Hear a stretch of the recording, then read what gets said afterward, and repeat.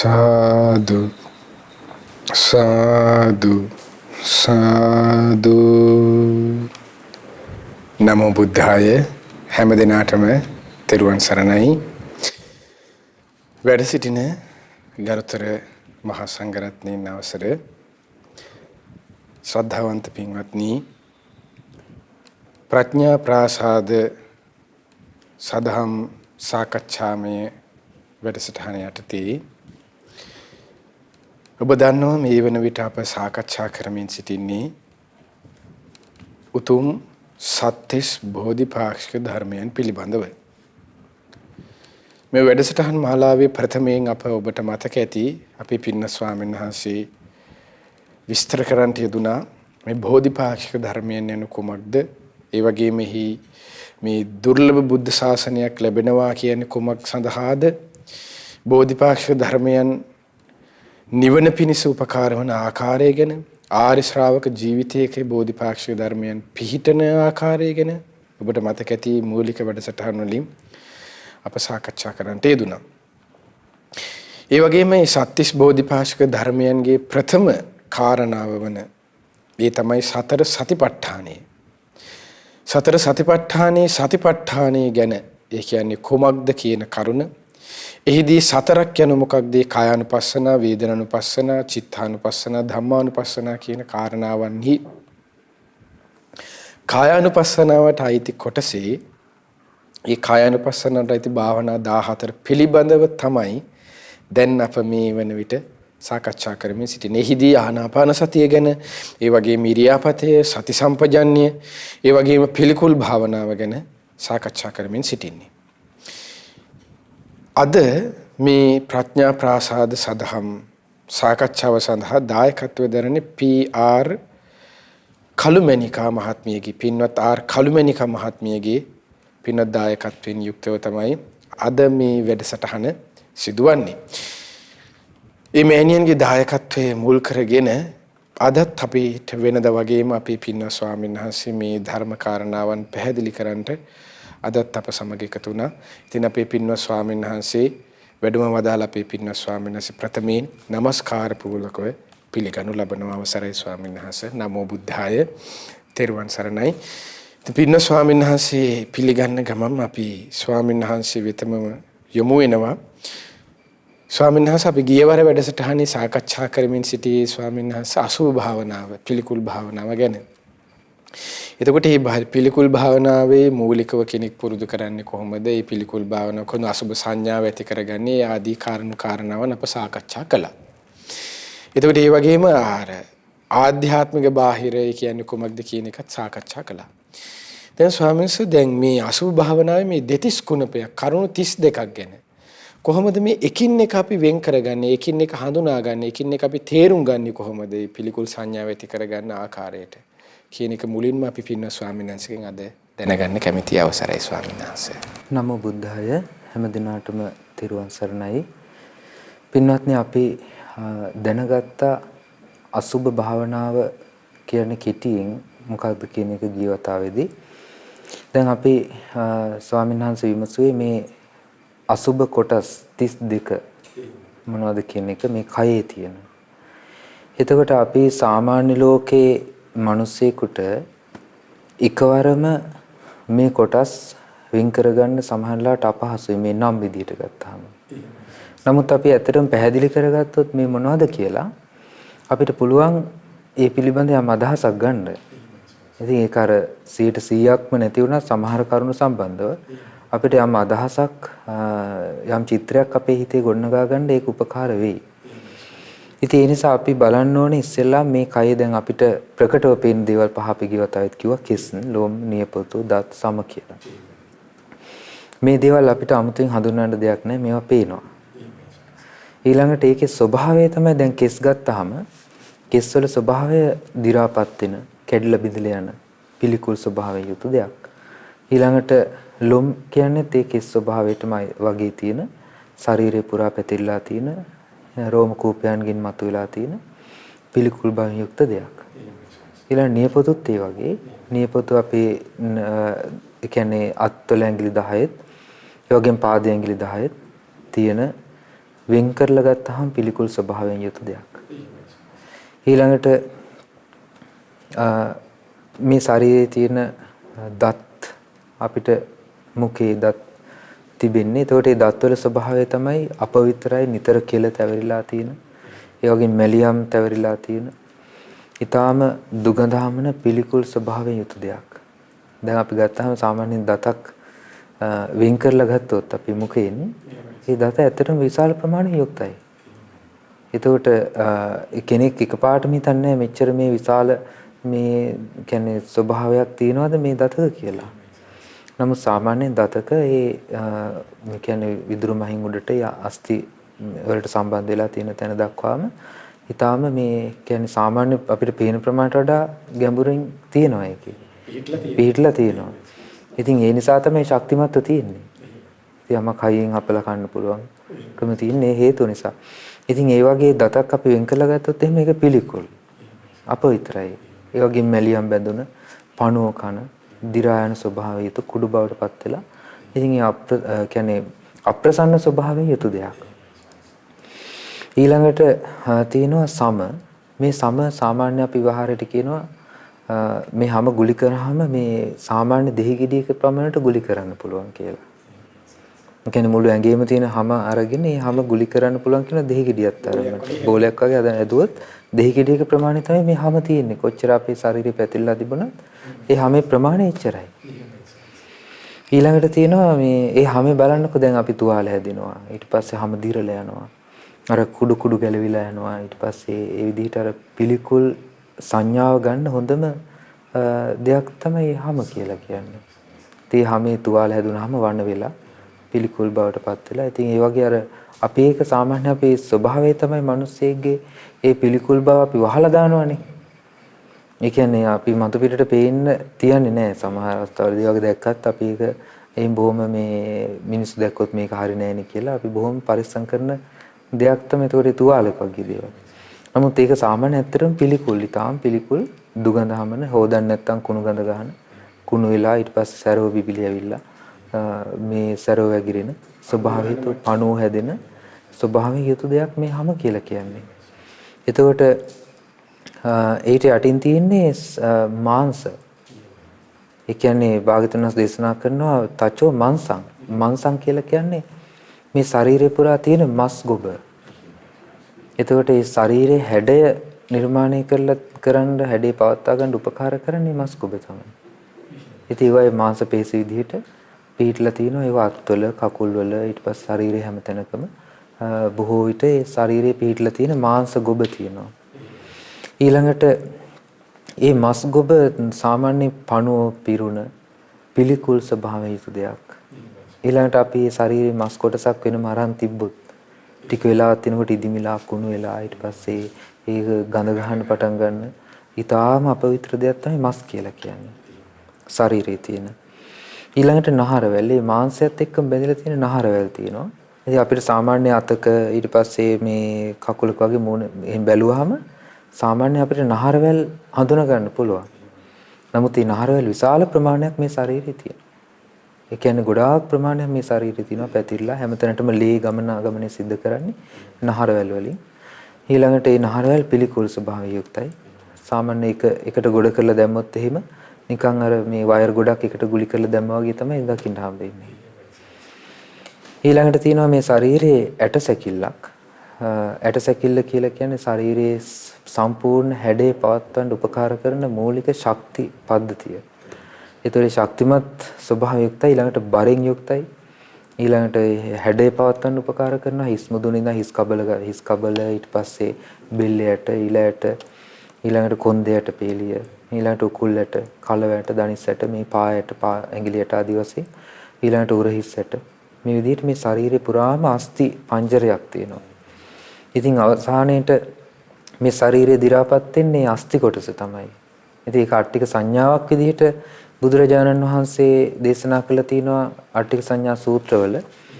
ඒ අට්ටික සංඥාවක් විදිහට පිළිටුවා ගන්න උපකාර කරනවා. ඒ කියන්නේ නිවන පිණිස ඒක උපකාර කරගන්න පුළුවන් අට්ටික සංඥාවක් විදිහට වඩන්න පුළුවන්. අවසර පින්න ස්වාමීස පොඩි බාධා කිරීමක් ස්වාමීස අවසරයි මේ ස්වාමීනි දැන් අපි මේ පිළිකුල් භාවනාව කතා කරනකොටම දැන් අපේ ස්වාමීසේ අට්ටික සංඥාව ගැන මතක් කළා.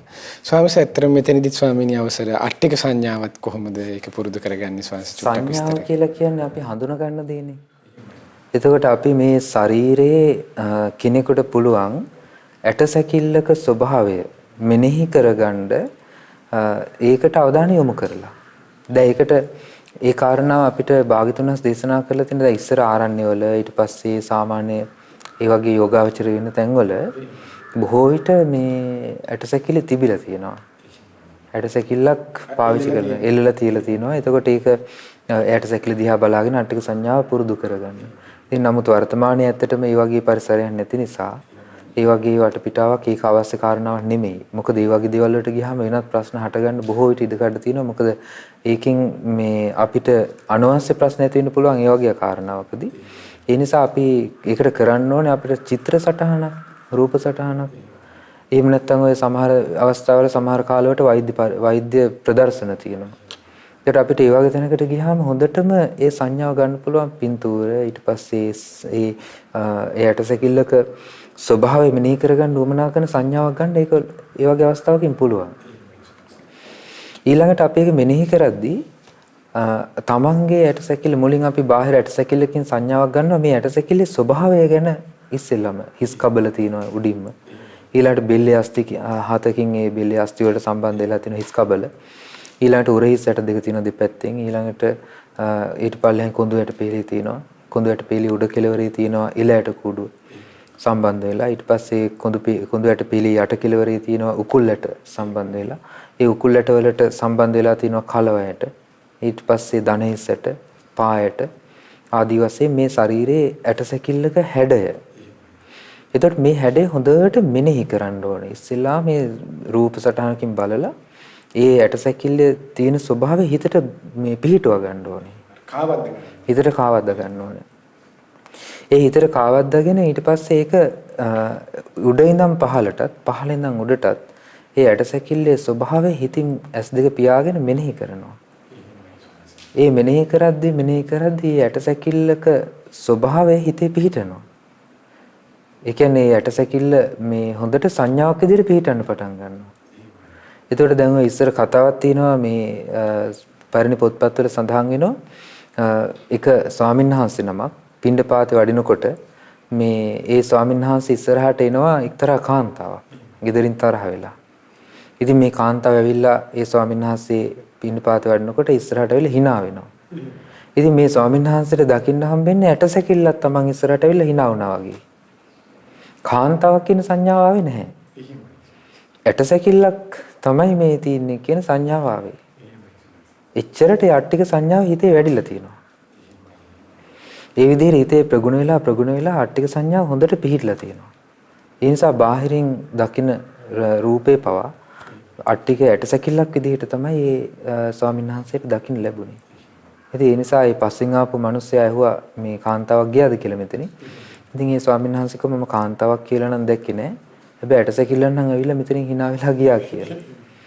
ඒ කියන්නේ මේ ඒ අට්ටික සංඥාව වැඩිීමේ තියෙන ප්‍රතිලාභය තමයි හරි ඉක්මනට හිත විරාගී වෙනවා. ඒ වගේම හිත සමාධිමත් වෙනවා.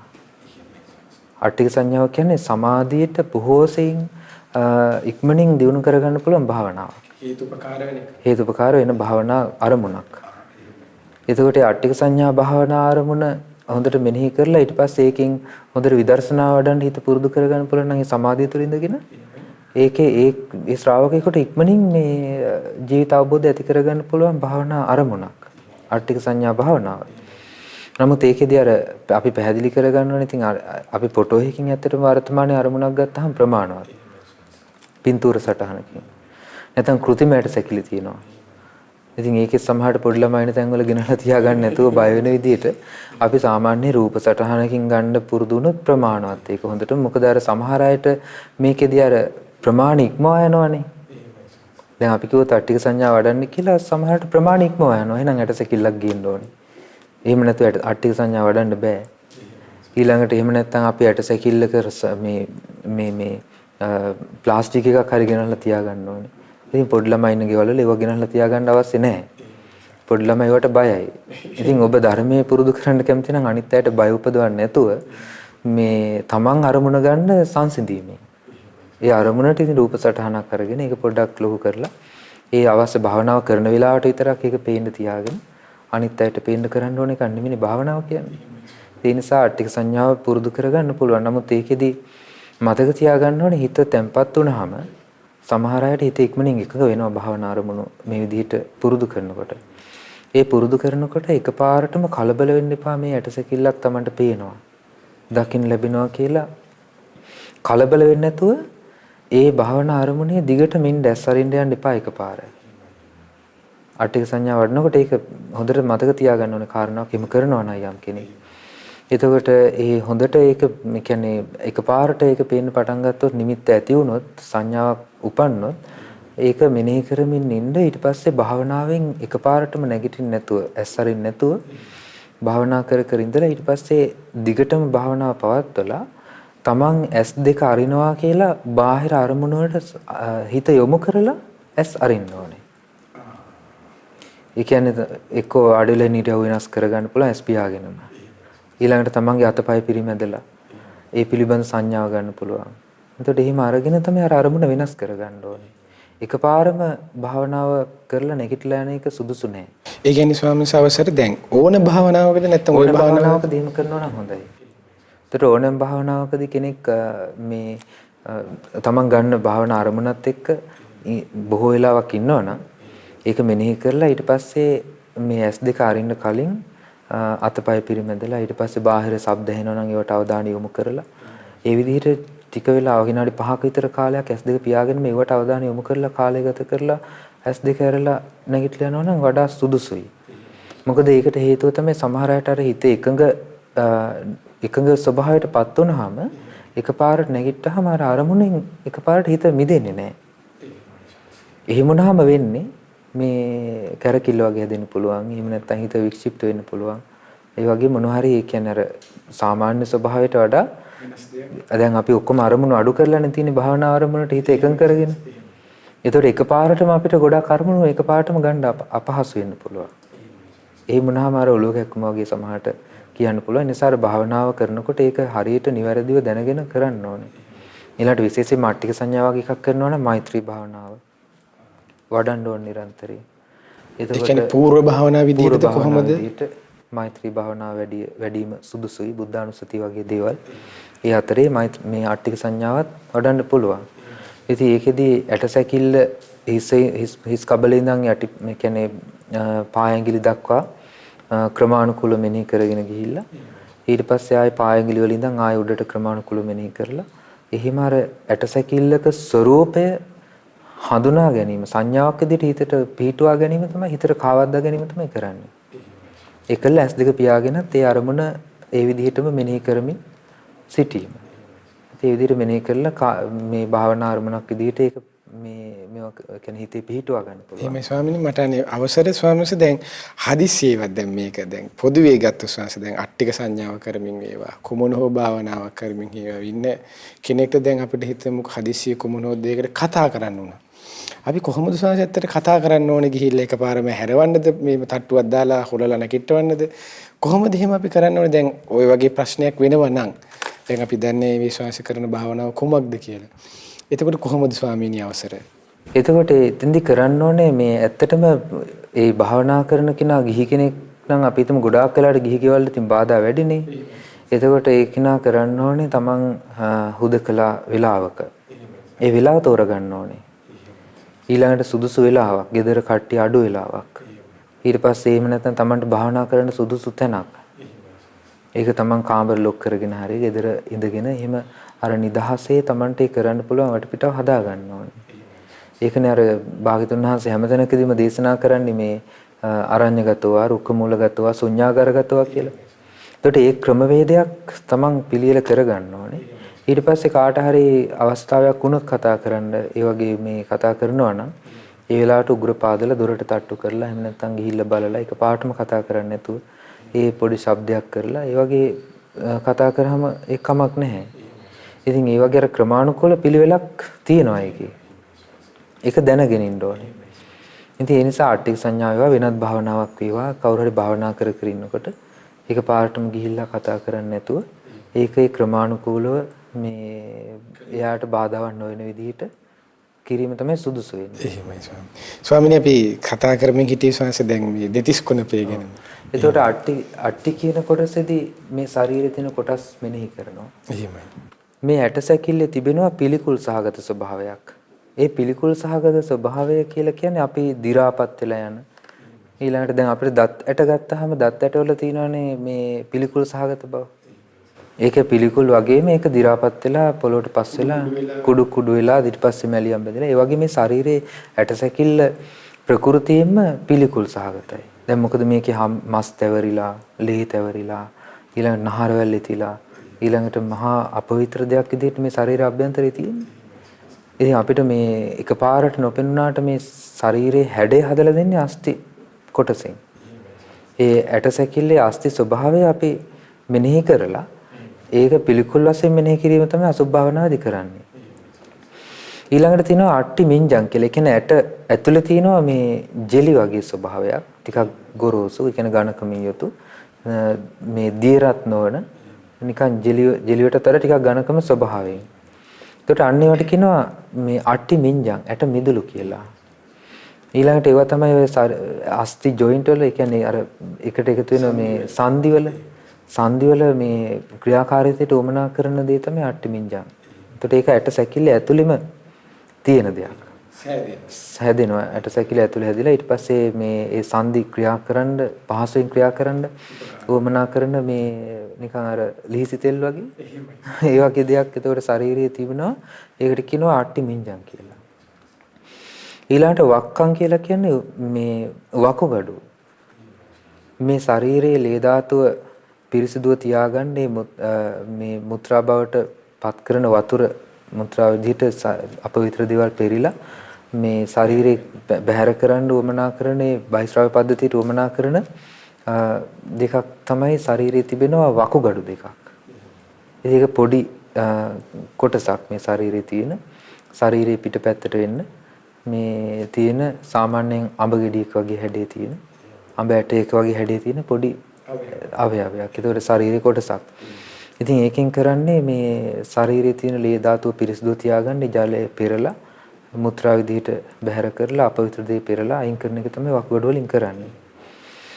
ඊළඟට තියෙනවා මේ ශරීරයේ හදයන් කියලා කියන ලේ ධාතුව තැන්පත් වෙලා තියෙන පොඩි ඉන්ද්‍රියක්.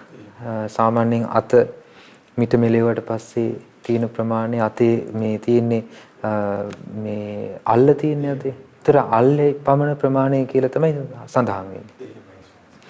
ඊතර තියෙන ලේ පතක් විතර. ලේ පතක් විතර රැඳිලා තියෙන. නමුත් ලේ ගමනාගමනයට උපකාර කරන සම්පූර්ණ ලේ ධාතුව ශරීරය පුරා බෙදාගෙන මධ්‍යස්ථානය. ඉතින් මේ ලේ පිරිච්චි හදවත. ස්වභාවයෙන්ම දැන් අපිට ලේ කියලා කියන්නේ මලකඩ ගඳින පිළිකුල් දෙයක් නේ.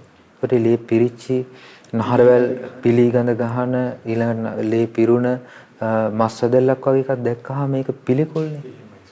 මේ ශරීර අභ්‍යන්තරයේ තියෙන පිළිකුල් සහගත කොටස්.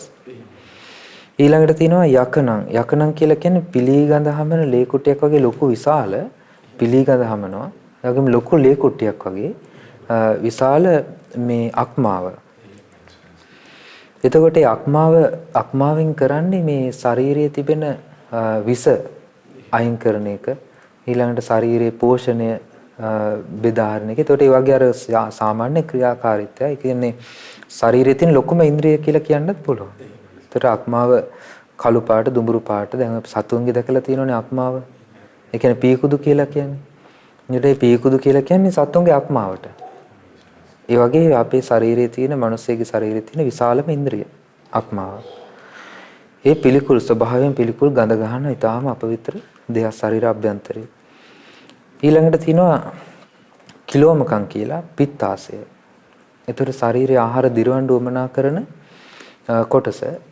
මේ කියන්නේ පිත ශ්‍රාවය වෙන පිත නිපදවන ශරීර අවයවය. ඒතර ඒක කහපාට පිත පිරුණ ඒ පිත නිෂ්පාදනය කරන මධ්‍යස්ථානය. ඒ පිත ආමාශය දක්වා රැගෙන ඉන්නේ නාල වලින්. එතකොට මේ ආමාශයට ආසන්නයෙන් තියෙන පිත්තාශය තමයි කිලෝමකම් කියලා භාගතුන් වහන්සේ පෙන්ලා දුන්නේ. ඊළඟට තියෙනවා පිහකම් කියලා. පිහකම් කියලා කියන්නේ මස් ඇදල්ලක් කනේ බඩ දිවක් තියෙනවා. මේ ශරීරය කුණු වෙලා යන. ඒ කියන්නේ මේ ශරීර අභ්‍යන්තරේ පුරාම පැතිරලා තිනවා සාමාන්‍යයෙන් තුනි මස් ඇදල්ලක් වගේ. එතකොට ඒකට කියනවා මේ බඩ දිව කියලා. ඊළඟට පප්පාසං කියලා කියන්නේ පෙනහළු දෙක.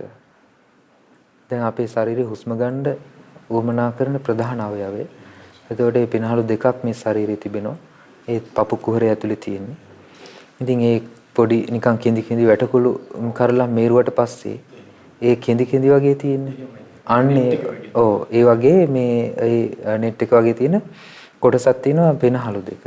ඉතින් ඒකේ තමයි පොඩි පොඩි කුහරවල කුටීරවල මේ වාතය රැඳිලා හුස්ම ගන්න ඊට පස්සේ ශරීරය පුරා වාතය පිදාහරින්න උවමනා කරන අවයව දෙකක්.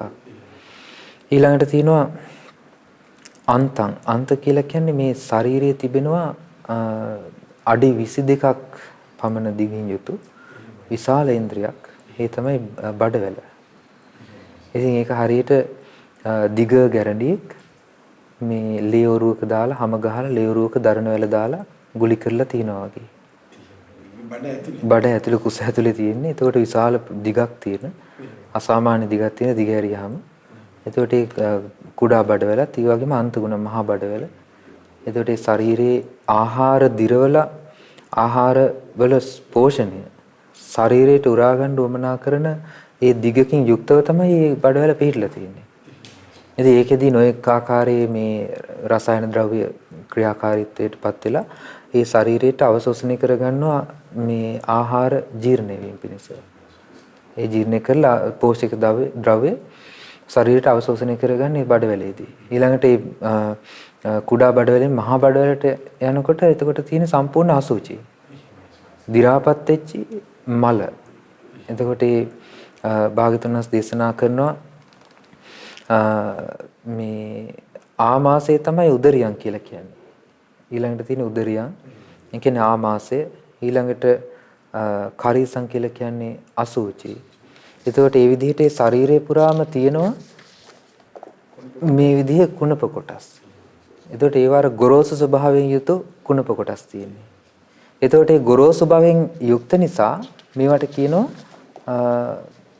තව අපි ඉදිරියේදී කතා කරනවා මේ කියන්නේ ධාතු මනසිකාරය සම්බන්ධයෙන්. ඒතර ධාතු මනසිකාරයේදී කතා කරන ඒ කොටස් වලදී අපි ගොරෝසු භාවයෙන් යුක්ත දේවල් ඊළඟට දීර්ඝ භාවයෙන් යුක්ත දේවල් ගැන අපි කතා කරනවා. ඒතකොට ඒකෙදි ශරීරයේ තියෙන ගොරෝසු භාවයට අයිති දේවල් තමයි මේ අපි දැන් මේ කතා කරන්නේ. ඒ වගේ මේ ශරීරයේ තියෙනවා හිස් කබල ඇතුලේ තියෙනවා ලේ තැවරුණ නිකන් කුරුම්බලද වගේ කොටසක්. ඒකට කියනවා මත්තලුංගම් කියලා. ඒ කියන්නේ දැන් සම්පූර්ණ මේ හිස් කබල ඇතුළෙම පිරීලා තියෙන්නේ මේ ඒ මොලේ කියලා අපි කියන්නේ. ඒතකොට මේ මොලේ නිකන් කුරුම්බලඳ වගේ තියෙන ගොරෝසු ස්වභාවය යුතු දෙයක්. ඊළඟට තියෙනවා ඒ තමයි මේ ශරීරයේ තියෙන ගොරෝසු භාවය යුතු දේවල් ටික. ඒතකොට එතන තියෙනවා කොටස් 20ක්. ඊළඟට බුදුරජාණන් වහන්සේ දේශනා කරපු කොටස් 12ක් තියෙනවා. ඒ කොටස් 12 දියර ස්වභාවය යුක්තයි. ඒ තමයි පිත්තං. පිත්තං කියන්නේ පිත. ඒකට පිත ශ්‍රාවය වෙනවා මේ ශරීරේ. ඊළඟට සෙම. පිත කියන්නේ කහ පාට දෙයක්. අපවිත්‍ර ඊටාම දුගඳ. අපි දැන් සාමාන්‍යයෙන් මේ කෙනෙකුට අර ગેස්ට්‍රයිටිස් වැඩි වුණාම නිකන් උගුරට සැරක් වගේ ඉන්නේ. ඊළඟට වමනේ ගියාම කහ පාරට යන්නේ. ඒ තමයි පිත. එතකොට ඒක ශරීරයේ ආමාශය ආහාර ජීර්ණයට තමයි පිත වමනා කරන්නේ. එතකොට ආහාර ජීර්ණයට වමනා කරන ප්‍රධාන සාධකය තමයි පිත. ඒක වැඩි වුණාම ඒකත් ඉතින් මේ රෝගාබාධ වලට හේතු වෙනවා. ඒ පිත ඊළඟට සෙම. සෙම කියලා කියන්නේ බොහොම අපවිත්‍ර දෙයක් බව කවුරුත් දන්නවා දැකලා තියෙනවා. එතකොට ශරීරයේ තියෙන බොහොම පිළිකුල් බවින් යුක්ත දැන් අනිත්‍යවත් පිළිකුල් නමුත් අපිට ඒවා පේන්නේ නැහැනේ ගොඩක්. අභ්‍යන්තරේ අපි තියාගෙන ඇවිදිනවා කයේ. නමුත් අපිට පේන්නේ නැහැ මේ කය තියෙනවා කියලා. ඉතින් අපිට අර පිටට පේන ගොඩාක්ම පිළිකුල් දෙයක් තමයි සෙම කියලා කියන්නේ. දැන් කහ පාට, ඊටාම දුර්ගන්ධ යුතු සෙම තියෙනවා. ඊළඟට තියෙනවා පුබ්බ කියලා කියන්නේ සැරව. ලේ කුණු වුණාම තමයි සැරව හැදෙන්නේ. දැන් තුවාලයක් වුණාම නැත්නම් බිබිලක් ඇති වුණාම එතන තියෙන ලේ කුණු වෙලා ඊළඟට ඒ ලේ කහ පාට දියරයක් බවට පත් වෙනවා. අන්න ඒකට කියනවා සැරව කියලා. ඉතින් මේ ශරීරයේ යම් යම් කොටස් වල මේ සැරව හැදිලා තියෙනවා සාමාන්‍ය ප්‍රകൃතියෙම. ඒ කියන්නේ ඒක කුණු ස්වභාවයටපත් නොවුනත් මේ සැරව විදිහටම තියෙනවා මේ ඒ කියන්නේ ශරීරයේ. ඒ ශරීර අභ්‍යන්තරේ. ඉතින් සැරව ඊළඟට තියෙනවා ලෝහිතං. ලෝහිත කියලා කියන්නේ ලේ. ඒ ලේ ස්වභාවය අපි දන්නවා ඒක පිළිකුල් ගඳ ගන්න මලකඩ ගඳ තියෙන ඊටාම් පිළිගඳ තියෙන අපවිත්‍ර දෙයක්. ඉතින් ලේ කවුරුත් දැක්කහම මේක පිළිකුල් කරන දෙයක්. ඊළඟට සේදෝ කියලා කියන්නේ මේ ශරීරයෙන් හමන දහදිය. දැන් අපි වෙහෙස වුණාම දහදිය ගලනවනේ ශරීරයේ. එතකොට ඒ දහදිය කියන්නේ ඒක ලුණු දීරයක් වගේ තියෙන ඊටාම අපවිත්‍ර පිළිකුල් සහගත දීර ගඳ ගන්න දීර ස්වභාවයක්. ඊළඟට තියෙනවා මේද කියලා කියන්නේ මේ ශරීරයේ තියෙන තෙල් මන්ද. දැන් අපිට වුරුණු තෙල් කියලා අපි කියන්නේ. ඒතර ශරීරයේ තියෙනවා මේදෝ ඒ කියන්නේ මේ කහ පාටින් යුක්ත දීර්ඝ ස්වභාවයක්. ඒක උණුසුම් බවට පත් වෙනකොට මේ සාමාන්‍ය හැමෙන් මතු පිටට එනවා. ඊළඟට හැමෙන් යට තමයි මේ තෙල් මන්ද තියෙන්නේ. තැම්පත් වෙලා තියෙනවා. ඊට පස්සේ සමහර ලාවට අපි කියන්නේ මහන්සි වුණාම අර දාඩියත් එක්කම ඇලෙන ගතියක් ඇවිල්ලා තෙල් මන්ද ඒ වගේ අර තෙල් ගතියක් එන්නේ තෙල් මන්දෙන් තමයි ඒක හැදෙන්නේ. ඊළඟට තියෙනවා අස්සු කියලා කියන්නේ කඳුළු වලට. ඒතර කඳුළුත් අපවිත්‍ර දෙයක් ඇස් වලින් ගලන මේ අපවිත්‍ර ස්වභාවය යුක්ත දේ. ඊළඟට වසා කියලා කියනවා වුරුණු තෙල්. ඒ මතුවෙන වුරුණු තෙලට වසා කියලා කියනවා. ඊළඟට කේලෝ කම්බල් දෙකෙන් නිකුත් වෙන කීට ග්‍රන්ථි වලින් නිකුත් වෙන කෙල. කෙල අපවිත්‍ර දෙයක්, දුගඳ දෙයක්. ඊළඟට සිංගානිකා ඒ කියන්නේ නාසය වගිරෙන සොටු. සොටු වලට කියන්නේ සිංගානිකා කියලා. ඊළඟට ලසිකා කියලා කියනවා මේ ඇට සංධි අත තැවරිලා තියෙන සෙවල සහිත දීරයක් තියෙනවා. එතකොට මේ දීර ස්වභාවයට කියනවා ලසිකා කියලා. ඒකට කියනවා සඳ මිදුළු කියලාත් කියනවා. ඊළඟට මූත්‍ර. ඒතර මේ තමයි කොටස් 12 දීර ස්වභාවය යුතු. ඒතර මේ වගේ කොටස් 32කින් මේ ශරීරය කලින් ගොරෝසු භාවයෙන් යුතු ඒ කියන්නේ 20ක් තියෙනවා. ඊට පස්සේ දීර ස්වභාවයෙන් යුතු 12ක් තියෙනවා. ඒතර මේ කොටස් 32 තමයි මේ ශරීරය අපි එහාට මෙහාට අරගෙන යන්නේ. ඉතින් මේවෙන් පිරිච්චි කයක් පරිහරණය කරගෙන මේක ලස්සනට සරසගෙන මතු පිටින් පේන ස්වභාවයට රැවටිලා මිනිස්සු මේ සංසාරය යනවා. ඒක බුදුරජාණන් වහන්සේ දේශනා කළ හරියට මඩගොහරුවක ළඟින මේ මීහරක් වගේ කියලා. මඩගොහරුවක ළඟින මීහරක් ඒ මඩගොහරුවෙන් ඉගොඩහට යන කල්පනා කරන්නේ නැහැ. ඒකටමනේ කැමති.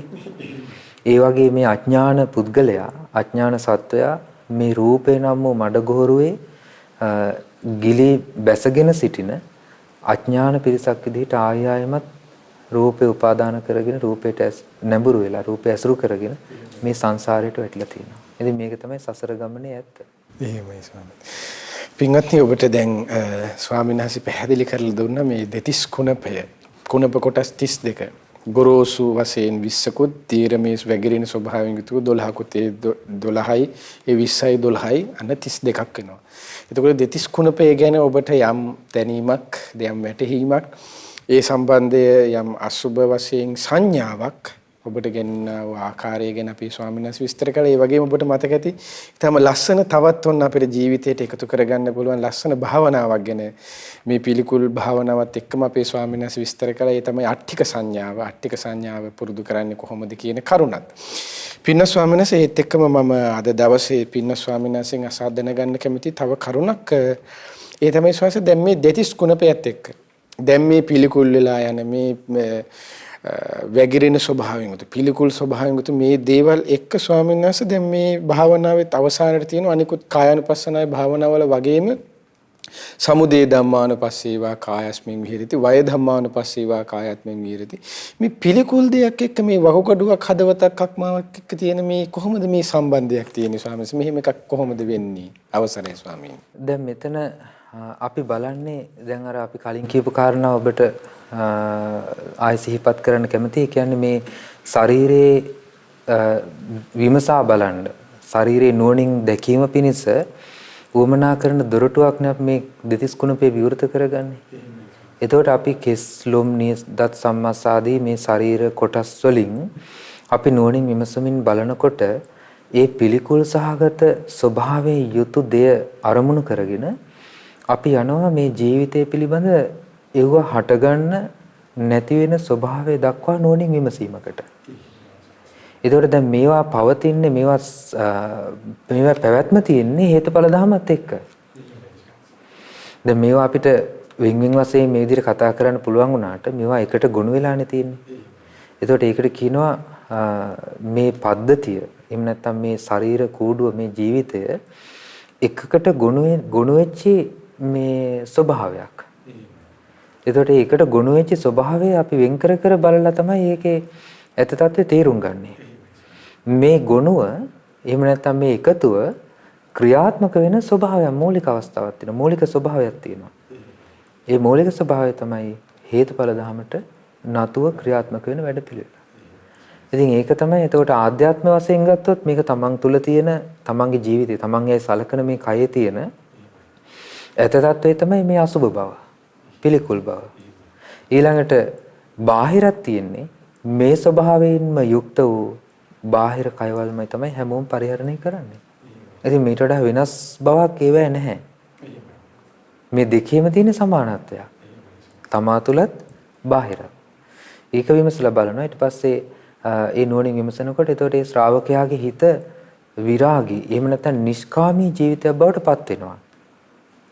ඒ මොකද හේතුව දැන් මේ විදිහේ පිළිකුල් බවක් නුවණින් විමසද්දී අර අපි කලින් කිව්වා වගේ තමන් ඇලුම් කරන එකට ගලපන්න යන්න එපා මුලින්ම. එහෙම නැතුව තමන් මේ ස්වභාවය මේකයි කියන ප්‍රඥාව එහෙම නැත්නම් ඥානයත් එක්ක ඒ විමසීමත් එක්ක ඉස්සරහට යනකොට ඒ ශ්‍රාවකයාට තීරුම් ගන්න පුළුවන් ඉන්නේ ආධ්‍යාත්ම බාහිර වශයෙන් ඒ කියන්නේ දෙපැත්තෙම තියෙන්නේ මේ එකම දෙයක්. මේක වෙනසක් නැහැ. ඒ වගේ මේ ශ්‍රාවකයා විමසනවා තවත් ගැඹුරට යනකොට මේ ජීවිතය හටගත්තු දෙයක්. ඒ වගේ මේ ස්වභාවය හටගත්තු දෙයක්. හේතුව නිසා උපන්න දෙයක්. ඒ මොකද්ද හේතුව? කාය හටගන්න යම් දෙයක් හේතු වුණාද ඒ හේතුවම මේකටත් අදාළයි. ඒ තමයි පටිච්චසමුප්පාදය. හේතුඵල ධර්ම. ඒ හේතුඵල ධර්මයට අනුව මේ සංසාරෙදී යම් කයක් ලැබෙනවද? ඒ ලැබෙන තාක් සියලු කයවල් ලැබිච්ච තාක් සියලු කයවල් මේ ස්වභාවයමයි. ඊළඟට යම් තාක් අනාගතේ මේ සංසාරේ ගමන් කරනවද? ඒ ගමන් කරන තාක් කල් ලැබෙන කයවල් සියල්ලම මේ ස්වභාවයමයි. මේ ස්වභාවයට වෙනසක් නැහැ. ඒක සමුදය වය. ඒකට හටගන්න නැති වෙන ස්වභාවය. ඒ වගේ මේ කය යම් දවසක නැති වෙලා යනවාද? ඒ කියන්නේ මේ ශරීර ස්වභාවය මේ බැහැර වෙනවද යම් දවසක? ඒ බැහැර වෙන අවස්ථාව වෙනකොට ඒ කියන්නේ අවබෝධය ඇතිව රහතන් වහන්සේ නමක් අවබෝධය ඇතිවනේ මේ කය අතහරින්නේ. ඒ කය අතහරිනකොට මේ දෙතිස් කුණපයෙන් හැදිච්ච දේනේ අතහරින්නේ. ඒතර රහතන් වහන්සේට අහපව උප්පත්තියක් කියන දේ පැනවෙන්නේ නැති නිසා ඒ රහතන් වහන්සේගේ නැවත කයක් ලැබීම කියන දේ පැනවෙන්නේ නැහැ. එතකොට Nirodha.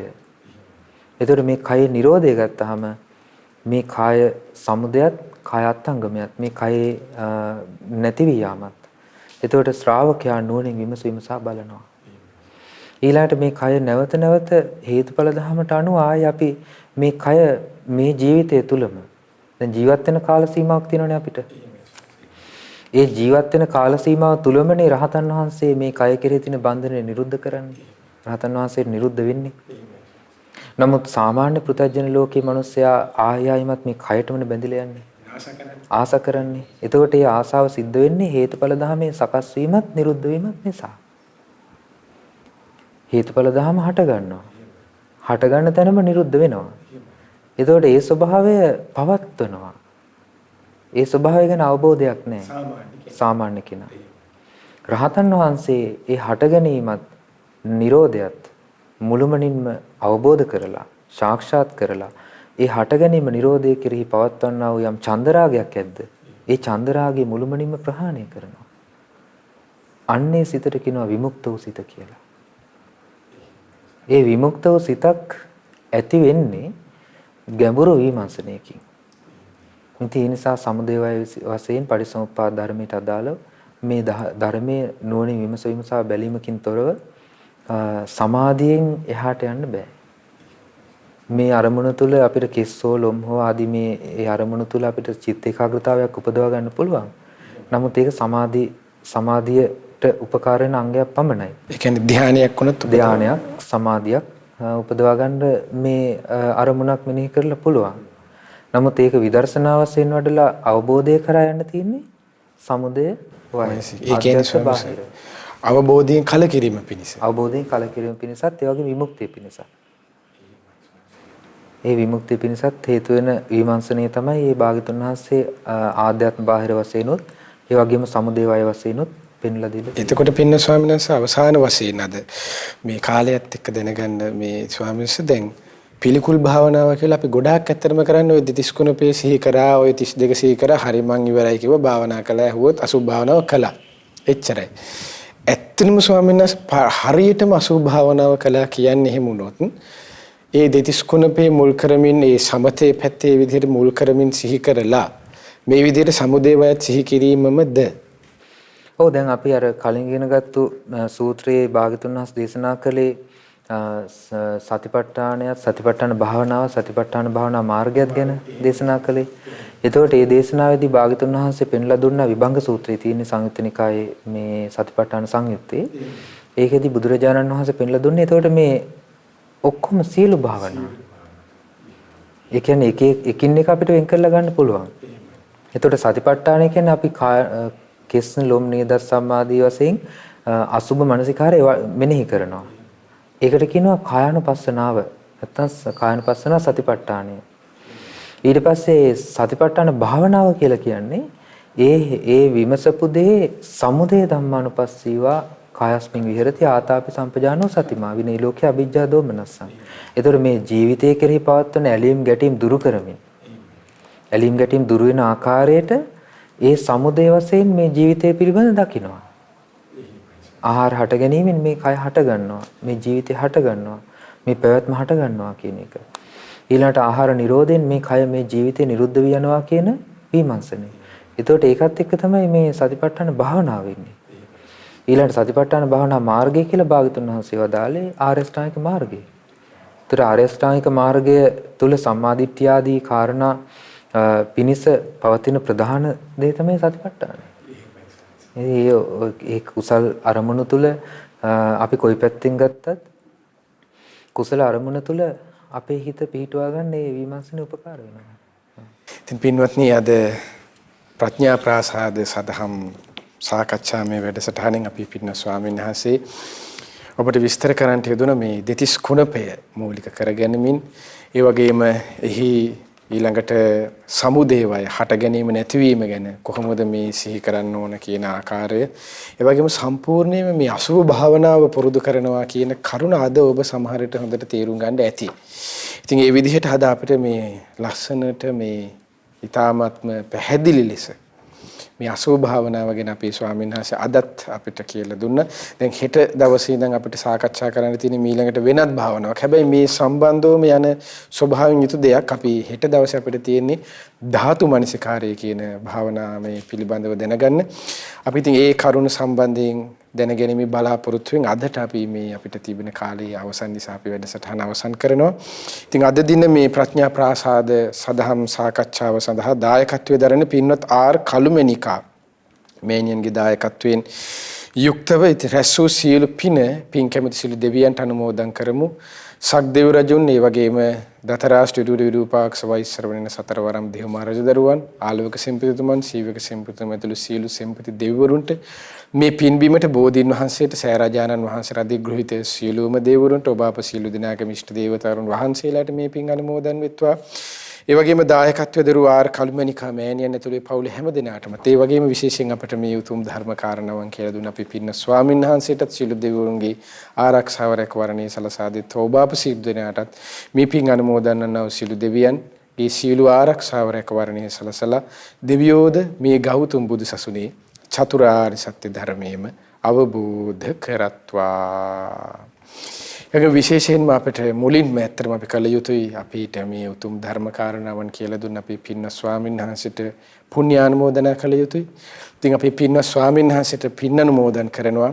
අපිට මේ ධර්ම කාරණාවන් කියලා දුන්න අපේ පින්න ස්වාමීන් වහන්සේට නිදුක් නිරෝගී චිරජීවනයේ දීර්ඝායු සම්පත සැලසේවා. තුනුරන්ගේ ආශිර්වාදයේ දිව්‍යන්ගේ ආරක්ෂාව රැකවරණයේ ඒකාන්තයෙන්ම සැලසේවා. පින්න ස්වාමීන් වහන්සේට සුවසේ මේ ගෞතම බුදු සසුනේ උතුම් ධර්ම අවබෝධයේ පිණිස මේ පිණුත් ඒකාන්තයෙන්ම අපි ස්වාමීන් වහන්සේට හේතුපකාර වෙත්වා. ඒ වගේම මේ සියලු පුණ්‍ය ධර්මයන් දායකත්ව දරූ පින්වත් ආර් කළුමැණිකා මෑණියන් නමින් මිය පරලොව යන්ට යෙදුන මීට මාස 3කට ඉහදී පිළිකා රෝගී වැළඳීමෙන් මිය පරලොව ගිය ඩී.එන්. ජයසේකර පියාණන්ට ඒ වගේම මිය පරලොව යන්ට යෙදුන තවත් නෑදෑයින් වුණ රත්නනයිදේ පියාණන්ට කුමුදුනී මෑණියන්ට ඒ වගේම රාජාංගනී පදිංචිව සිටි ජේ.ඒ. විජේරත්න සහෝදරයාට එක්සත් ධාතු සේන මරණාධාර සමිතියේ මිය පරලොව ගිය සීලවම සමාජිකවන ඇතුළු හැම දෙනාටමත් මේ පින් අනුමෝදන් වෙත. ඒ වගේම ඔබ අප සීල දෙනා නමින්ද මිය පරලොව ගොස් ඥාති වර්ගයා පින් බලාපොරොත්තු වෙන නැත්නම් සීල ඥාතීන්ගේද පරලොව ජීවිත සැපවත් වෙත්වා සුවපත් වෙත්වා. ඥාතීන්ද සංසාර දුකින් අත මිදෙත්වා. ඒ වගේම මේ පින්නතුන් බලාපොරොත්තු වෙනවා මෙහි ඇල්ලව පණ්ඩුකාභේ විහාරස්ථානයේ වැඩවසන නවපමසන්නට අවසරයි පින්වත් ඥානාලංකාර ස්වාමීන්ද්‍රයන් වහන්සේට නායක ස්වාමීන් වහන්සේට මේ පින් අනුමෝදන් කරන්න. පින්වත් ඥානාලංකාර නායක ස්වාමීන්ද්‍රයන් වහන්සේට මේ පින් අනුමෝදන නිදුක් නිරෝගී සුවපත් භාවයේ චිරජීවනයේ දීර්ඝායු සම්පත සැලසේවා. පින්වත් ස්වාමීන් වහන්සේට සුවසේ ශාසනය කටයුතු නිරත වෙන්න සියලු ශක්තිය ධෛර්යය වාසනාව ඒකාන්තයෙන්ම සැලසෙත්වා. ඒ වගේම දැනට අසනීප තත්වයෙන් පසුන එන් කිරිමැණිකා මෑණියන්ට එන් උක්කුඅම්මා මෑණියන්ට මේ පින් අනුමෝදන් වහවහ නිදුක් නිරෝගී සුවපත් භාවයේ චිරජීවනයේ දීර්ඝායු සම්පත පිණිස මේ පින් හේතුපකාර වෙත්වා. ඒ වගේම 61 වන ජන්මදිනයේ සමරන අද මේ ප්‍රඥා ප්‍රාසාද සදහම් දේශනාවේ දායකත්වයේ දරන එන්නේ කළුමැණිකා මෑණියන්ට සහ ඒ වගේම ජූනි මාස 30 වන දිනට ජන්මදිනයේ සමරන ඩිංගිරි මැණිකා මෑණියන්ට මේ පින් අනුමෝදන්ව මේ මෑණියන් දෙපළටත් නිදුක් නිරෝගී සුවපත් භාවයේ චිරජීවනයේ දීර්ඝායු සම්පත තුනුරන්ගේ ආශිර්වාද දිව්‍යන්ගේ ආරක්ෂාව රැකවරණ ඒකාන්තයෙන්ම සැලසෙත්වා. ඒ පින්වත් මෑණිවරුන්ටත් ගෞතම බුදු සසුනේ උතුම් ධර්ම අවබෝධයේ පිණිස මේ පින් ඒකාන්තයෙන්ම හේතුපකාර වෙත්වා.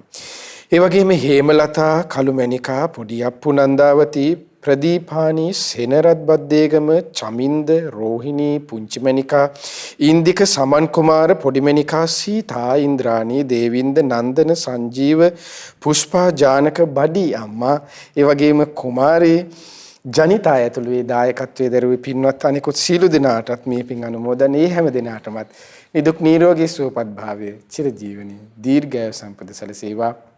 ඒ පින්වත් හැම දිනාටමත් ගෞතම බුදු සසුනේ තුනුරන්ගේ සරණින් දෙවිරේක වරණින් බාධා කරදරයකින් තොරව සුවසේ පින් දහම් රැස් කරගෙන උතුම් පිළිසන ලබන්න මේ රැසූ සියලු පිනත් ඒකාන්තයෙන්ම හේතුපකාර වෙත්වා. ඒ වගේම මේ පින අපට මේ උතුම් ධර්මයේ කියා දෙන අප ගුරු දේවෝත්තම කල්යාණ මිත්‍ර පින්වත් ලොකු ස්වාමීන් වහන්සේට මේ පින් අනුමෝදන් පින්වත් ගුරු දෙවිඳුන් නිදුක් වෙත්වා නිරෝගී වෙත්වා සුවපත් වෙත්වා චිරජීවනයේ දීර්ඝායු සම්පත සැලසෙත්වා. ගුරු දේවෝත්තම පින්වත් ලොකු ස්වාමීන් වහන්සේට මේ පිනත් උතුම් ධර්මාභෝධයේ පිණිස ඒකාන්තයෙන්ම හේතුපකාර වෙත්වා. ඒ වගේම මේ පින ලක්වාසී ලෝවාසී සීල ස්වාමීන් වහන්සේලාට අනගාരികා මෑණිවරුන්ට අනුමෝදන් නිදුක් නිරෝගී සුවපත් භාවයෙන් චිරජීවනයෙන් යුක්තව ගෞතම බුදු සසුනේ උතුම් පිළිවෙතේ දෙන්න මේ පිනත් ඒකාන්තයෙන් හේතුපකාර වෙත්වා.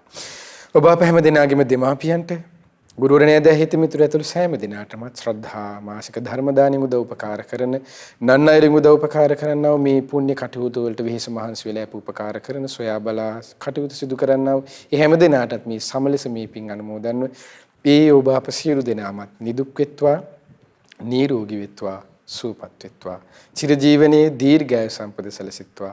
කරන කියන සිතන පතන සිළු ධාර්මික කිතුම් පෙතුම් රැකී ආරක්ෂා වෙලෙලඳාම් ගොවිතැන්පත් දූදරුවන්ගේ අධ්‍යාපන කටයුතු ආදී නැත්නම් හැමදේම ਸਰව ප්‍රකාරයෙන් සාර්ථක වෙත්වා. හැම දිනාගේම ජීවිතවලට තුනුරුවන්ගේ සරණින් දෙවි රැකවරණින් පෙනෙන නොපෙනෙන බාධා කරදර හිරිහැර පීඩාවන්ගෙන් තොර සෝසේ පින්දහමෙක් රැස් කරගෙන ගෞතම බුදු සසුනේ උතුම් පිළිසන ලබන්නේ මේ රැස් කරන්නා වූ සීල පිණුත් ඒකාන්තයෙන්ම හේතුපකාර වෙත්වා. හැම දිනාටම තෙරුවන් සරණයි. නමෝ බුද්ධාය. මෙවැනි වටිනා ධර්මදේශනා ශ්‍රවණය කිරීමට ශ්‍රද්ධා ඩේලි YouTube චැනලය සබස්ක්‍රයිබ් කරන්න.